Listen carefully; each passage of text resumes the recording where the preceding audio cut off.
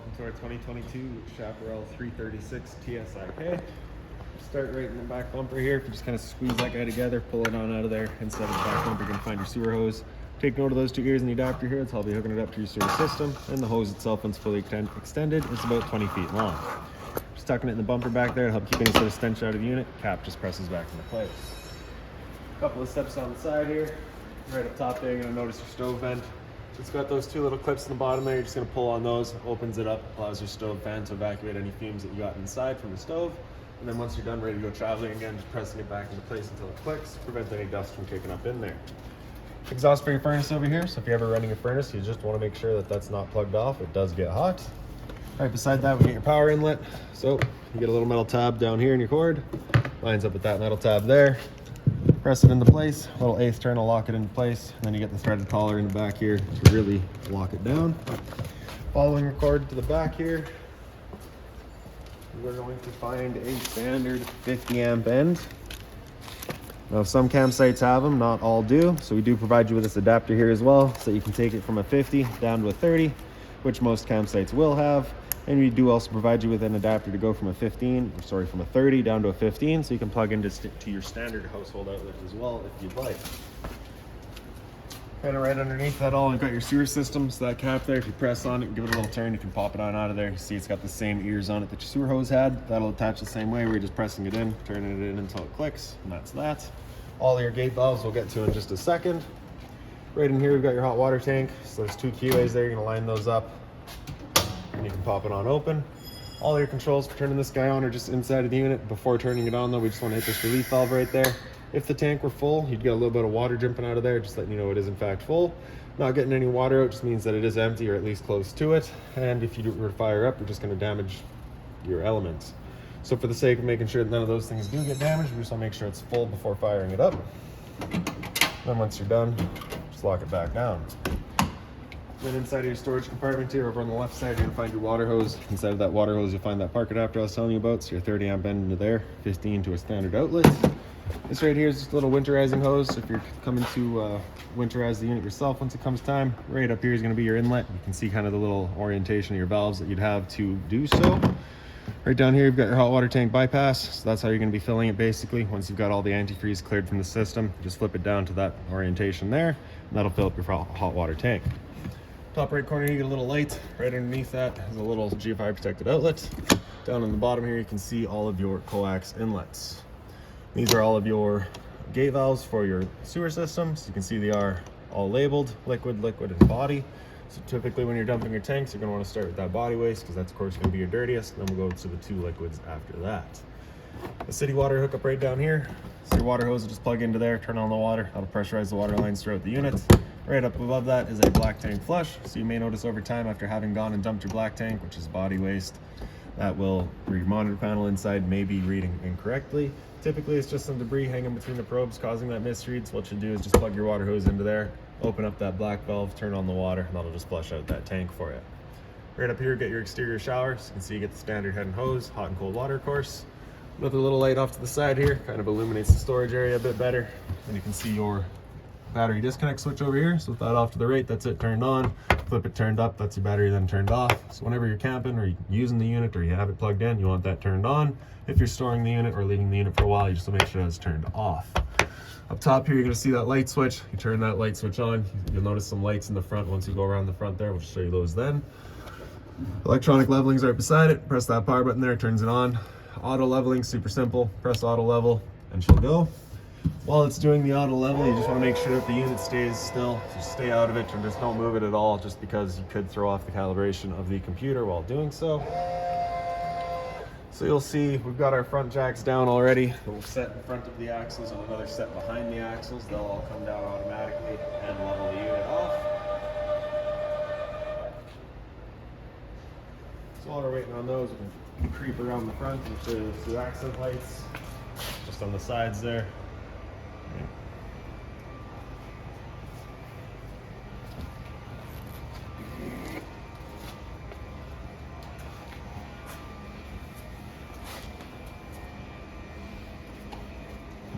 So of course you would have a bunch of water, or you could have a bunch of water lines and wires coming up in through here. So you do have this little access portal through the bottom here. You can reach up and through, so you can run all your hoses nicely, be able to keep your doors closed still.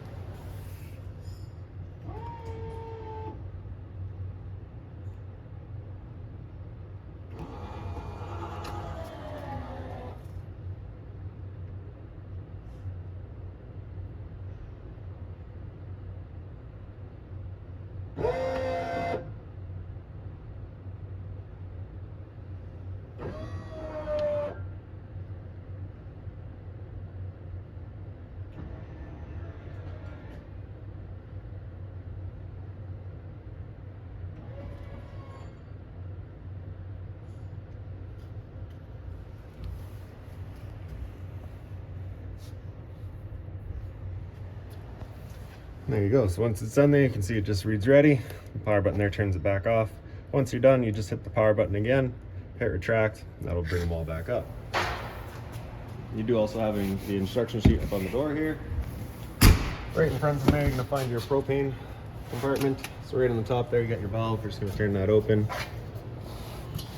And in the back corner here, you'll find your changeover. So you can see we've currently got our arrow pointing off to the right here. So that means we're running off of this tank here. If you were to flip the little top arrow there, I'm not sure if you can quite see it, but you can flip that over and that would have it then run off of the other side. So currently green, it's just letting us know we've got good propane, we're good to go. If it were to go red while you got the tank open, it's just letting you know there's no more propane there. You turn this tank off, run off of the other one while you get this one filled. Around front, you get the little storage light here, as well as these storage compartments. That vent off to the side there is just for your battery, which would be housed right in there.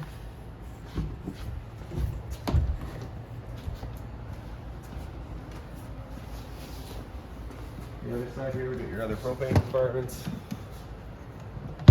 2 exterior speakers right up above there. They do have little blue lights inside them that will illuminate. I'll show you the switch in just a couple seconds here. Other end of your storage compartment. Some wide open, does see straight through. GFI protected outlet there, as well as your satellite hookups. Another GFI protected outlet here. You'll notice these little blocks kind of on your clearance lights throughout the unit. Those would be pre-mounts for cameras, so if you're looking to have that blind spot monitoring, you can. And then all the way to the back of the unit, you get a little ladder here so you can get up top, check all your seals. A little hitch there, so if you're looking to tow, you can. And straight up top, you'll notice a pre-wired mount for a rear view or observation camera. And lastly, your spare tire is just mounted right underneath the unit. So now we'll make our way inside. Your assist handle just up 90 degrees and then it'll fall into place. Open up your door. Door's just on a friction hinge, so it kind of sits wherever you leave it. Yellow handle either way will undo the latches. Steps will then fall out. You have little clip pins just kind of right on the tops here. You pull those out and you can extend or retract your legs just based on your site needs. So as we come inside, first things first, right on the left, we've got your fire extinguisher. That's standard. Pull it in, point and shoot. Cut off the wall from there, get your control panel. So entry lights is kind of right in the center there. Does all your kind of lights right by the front here. Awning light does the strip outside. Exterior lights, that's the switch for your little blue lights in your speakers outside. Awning, press and hold extend. The awning will make its way out. I don't think we have room to quite get all the way out today. But once that awning's fully extended, you would see a little white flap as well as a black metal tube. Once you see those, you would stop. If you were to continue extending, it can actually wind itself up backwards, in which case your fabric will be underneath the tube, allowing it to then hold water, accelerating the growth of mold and mildew. If it were to start raining, it's of course going to hold some water anyways. So what you can do is grab either arm, front or rear. You just pull straight down on it. That changes the pitch of the awning out at the head, allowing water to then run off. If you like that angle better, because it does give you more shade, you can do the same thing with the arm up front.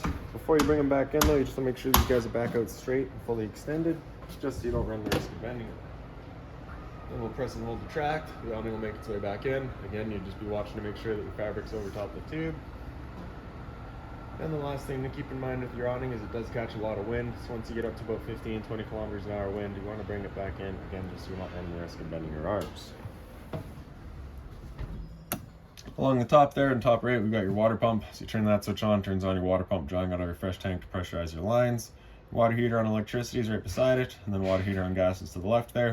Turn that switch on, you would get that little red light there letting you know the ignition sequence will start. Once it fires up, that light will go out. As simple as that. The monitor systems is all right here. So on the left side you have batteries. So you can see we currently got good voltage at 12.3. As it goes down, it will kind of show you all that. Your fresh tank, as you fill that up, will go to a third, 2/3 and full. Same idea for your black tank, your gray tank, and your gray tank 2. So black tank 1 is hooked up, black tank 2 is not, gray 1, and then gray 2. So you notice the switch right here between gray 2 and auxiliary, you're using gray 2. Slide outs are all in these switches here. Press and hold main slide out, and the living room slide will make its way out. Once that slide's fully extended, we're just going to hear some clicks in the motors, letting us know they've reached their stall.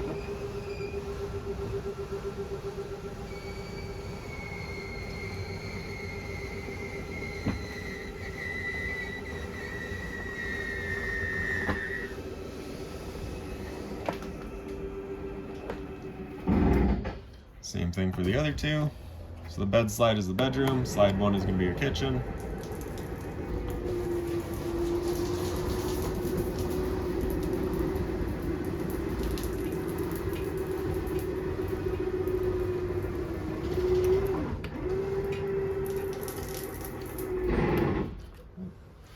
Right on top of that, you have your tank heaters. So of course, if you're camping in cold weather and you run the risk of freezing, you can just turn those on, kind of get yourself that extra couple of degrees grace. Beside that, we get your max air controller. So let's see if the battery's good. Yes, it is. Power button there turns it on.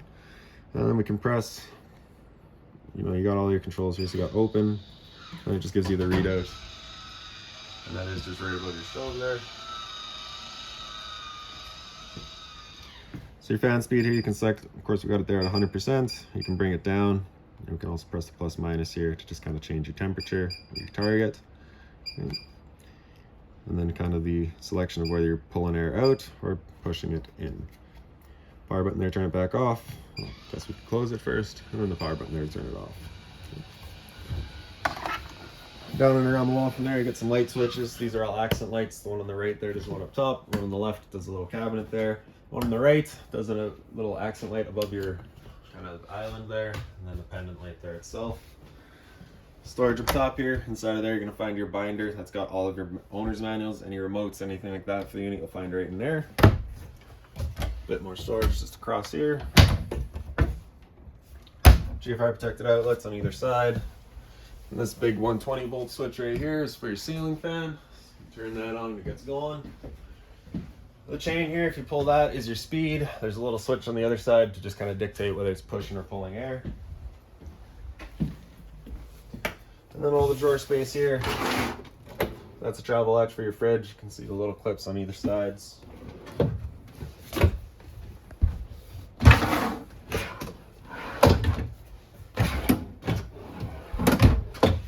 Right down here, we've got your converter. Press the top and center and it pops out open. All of your breakers are on the top here. Whenever a breaker breaks, it sits in the middle, so just turn it off and then back on to reset it. And all of your breakers are on the right side here. Whenever a breaker breaks, or sorry, whenever a fuse pops, you get a little red LED right beside it letting you know exactly which one went. The fridge is a 120 volt only fridge, I believe. No, this is a 12 volt fridge. So as long as your battery is charged or charging, this guy's going for you. Fridge up top, freezer down below. Into the kitchen, you have these lights here. Just off of that switch there. Microwave, pretty standard, just like home. Looks like it has the addition of the convection feature as well. Underneath it, you're going to have your fan as well as your little light. So that's that fan that you want turned on with that flap outside to evacuate any fumes from our stove. Stove cover just bifolds back. Take the knob there over to high, hit it with a sparker. And just because this is the first time we're firing up the propane system in a while, it will take a minute to clear the air out of the lines. That is perfectly normal.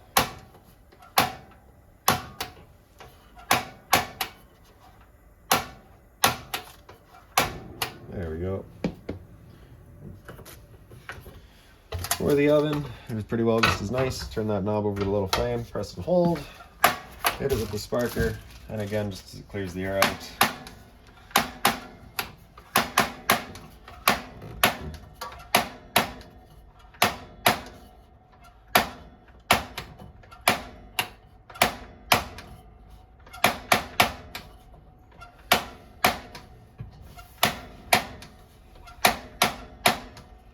There we go. So once it gets going, you're just going to hold the knob for another couple of seconds, then you can release. The flame will then hold itself. Turn up to your desired temperature, and she fires right up. Once you're done, you can turn it back down just to pilot. It'll hold just the pilot light for you. But if you're traveling or leaving the unit for a while, you just want to make sure it's right off. Button on the side there tells all of your lights. A little bit of storage underneath, as well as, I believe, an active Susie. Nope, garbage bin. You do get your little pantry decided as well, so you have all your storage in here, and that's where your active Susie is. You also get a little light up here. Above the TV, there's more accent lights. On the back corner here, you do have all the accent light switches as well. Blinds throughout the unit are all these slow rise, so they just kind of sit wherever you leave them. Once you're ready for them to go up, you just kind of snap them and they go up. Stereo here, straightforward. Power button there turns it on. Select, you can get through all your settings. Mode through all your inputs. Volume controls there. Zone 1 is the soundbar itself. Zone 2 is your outside set of speakers. Fireplace, pretty straightforward. All your controls are right there. Power button on the right. All your illumination, timers, and heat controls there as well. Storage across the top back here. This couch does fold out. You take your three back cushions, sorry, throw them off to the side. The foot here picks up. There's some legs out here that just fold out. They will sit on the floor as you extend it all out, and then the back half will fold over to fill that in. This side out here, same accent lights. There's another switch down in the end for above the dinette. So you see your dinette there. Flip this guy out. There's some sliders underneath it to hold it in place. Then your recliners here, you can see do have heat, little lights for the cup holders as well as underneath, and then the little massage feature there as well. Then in the island, you've got your GFI protected outlet. So test on the left, reset in the center. So if you ever have outlets that don't work, it's the first thing you should check. Straight down underneath it is your LP detector. Propane's everything there. It starts going off.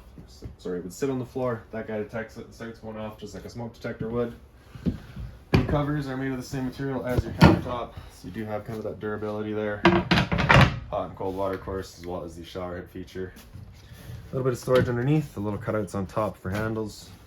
Just be mindful of your drains and your water lines down there. There should be one more stool. We've got that on order for you. And now up into the main room here, the bedroom. Got a light switch up here. Up on the wall is your thermostat. Power button there turns it on. Press and hold. Power button's also your mode. So you can burn fan right now. You can hit fan. You can select your fan speed. So L for low, H for high. Hit mode again after that. It comes in the dry. Basically just runs your air conditioner on the low fan, just getting rid of any sort of humidity. Cool is where the compressor will come in and it'll actually start cooling the unit off. Temp selection is just with your arrows there. Mode again after cool comes down into heat. You don't have fan control over your heat. It's just on is on. Select your temperature with your arrows. Power button there turns it back off. So furnace to be moving its air through all of your floor registers. In the air conditioner, you have two different options for. So you got this little louver here. If you have that closed, we'll be using all of our ceiling ducting to move the air. Or you can open it up and it'll just dump all of its air into the living room here. So when you first get out to your campsite, you want that open, cool off this area as quickly as possible, then close it off and start moving the air throughout.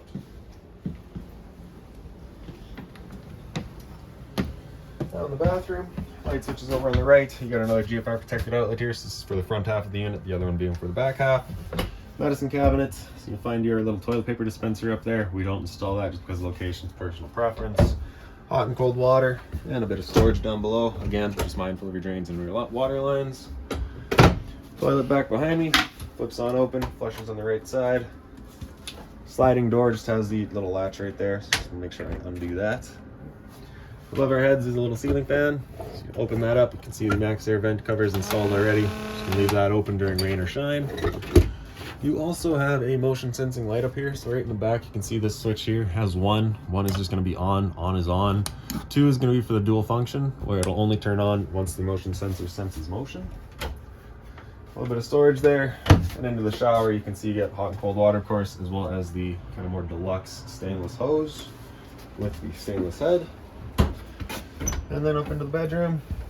And here, your light switch is just over on the left. You'll find another thermostat control in here, so that is going to be just for your front air conditioner. For your power cord outside, you notice that you had a 50 amp as well as a 30 amp adapter. If you're running on 50 amp power, you'll be able to run both your air conditioners, no problem. If you're running on 30 amp power, you'll only be able to use one of the two. And if you're down on 15, you won't have access to either. Up from there, you're going to find a carbon monoxide alarm. GFR protected outlet down from there. This right here flips on up. You get a little bit of storage in there, as well as your drawer space, of course. This here, I believe, is an emergency exit. So you take that red tab to get rid of the screen. Take this handle here, throw it outside, hop on out. Light up front here for into your closets. You can see our pre-plumbed for a washer and dryer. So we're just go that route. TV backers up on the wall beside us here. So the TV would get installed right there. Satellite hookup, antenna hookup, power outlets.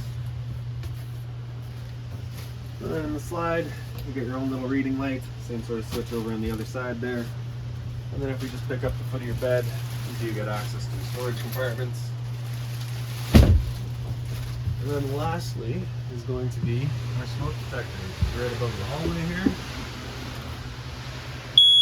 And then the pre-wired mount for a router.